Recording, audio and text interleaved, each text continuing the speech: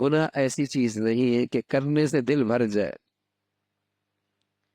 خارش سے دل بھرتا نہیں ہے، اور تیز خواہش پیدا ہوتی ہے. خارش گناہ کرنے سے دل بھرتا نہیں ہے، اور خواہش کا اضافہ ہوتا ہے، اور شدت کے ساتھ گناہ کی چاہت بڑھتی.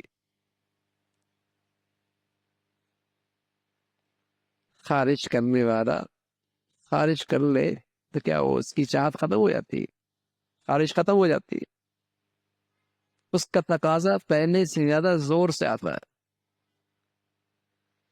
اسے فریب دیتا ہے کہ کرنے گناہ حسرت نہ رہے گی، پھر نیک بن جانا، پھر نیک بن جانا. یا اس کے خیال ڈالتا ہے دل میں کہ گناہ کر لے پھر توبہ کر لینا. کوئی ایسا بھی پاگل دیکھا ہے جو زہر اس وجہ سے کھا لے کہ پھر دوائی کھا لوں گا؟ کوئی ایسا پاگل بھی دیکھا ہے؟ اگر کوئی ایسا کرے گا تو کیا کہا جائے گا؟ بڑی حماقت کی ہے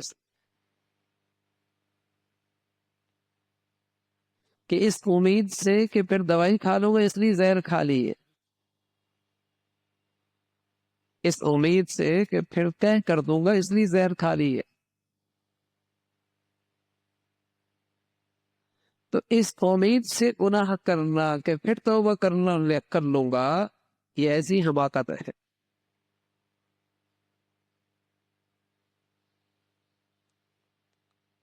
مفتی شفیع صاحب رحمۃ اللہ علیہ کے بارے میں لکھا، آپ نے بچھو کا عمل سیکھا تھا کہ اس کی زہر کیسے اتارا جائے، بچھو کا زہر چڑھ جائے اسے کیسے اتارا جائے، وہ عمل جانتے تھے.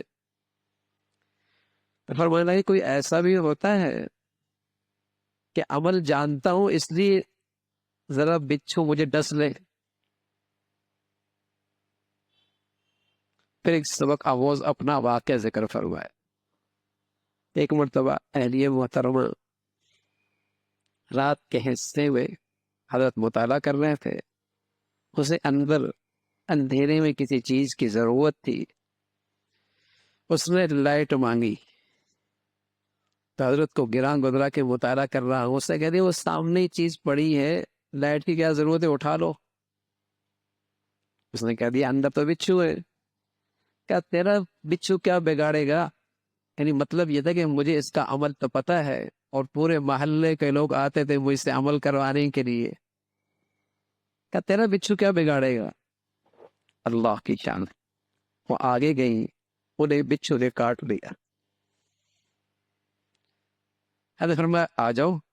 فرمایا میں نے ساری کوششیں کر لی اور سینکڑوں مرتبہ کا تجربہ رہا ہے کہ زہر اتر جایا کرتا تھا، لیکن یہاں اترنے کا نام نہیں لے رہا.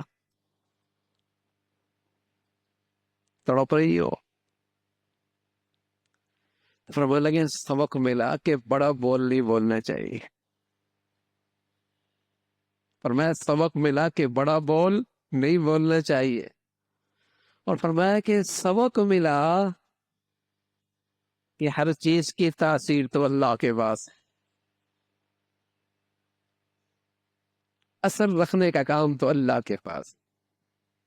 کسی دم میں، کسی عمل میں، کسی دوا میں، کسی چیز میں اثر تو تب ہوگا جب اللہ چاہے. اور تیسری بات فرمائی، یہی بات فرمائی کہ اس خیال سے کہ توبہ کر لوں گا، گناہ کر لینا بڑی حماقت کی بات ہے.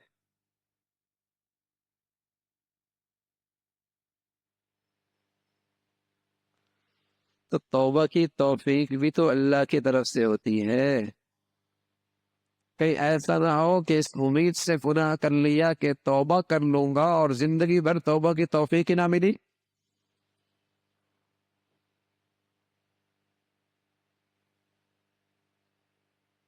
زندگی بھر توبہ کی توفیق نہ ملی.